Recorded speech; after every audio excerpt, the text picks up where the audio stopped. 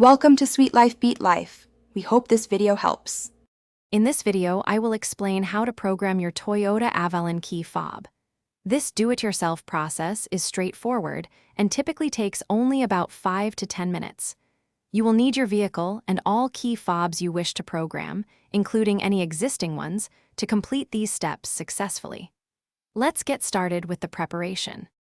To begin, ensure your driver's door is open and unlocked, with all other doors securely closed. Next, insert your key into the ignition and then remove it, repeating this action twice within 5 seconds. Following this, close and then open the driver's door 2 times within 40 seconds. Finally, insert the key into the ignition once more, then remove it. Continuing, close and open the driver's door 2 more times within 40 seconds. Now, insert the key into the ignition and close the driver's door. Turn the ignition to the on position, then immediately turn it off and remove the key. Within 3 seconds, your power door lock should automatically cycle, locking and unlocking, which confirms your vehicle has successfully entered programming mode. Now take your new key fob.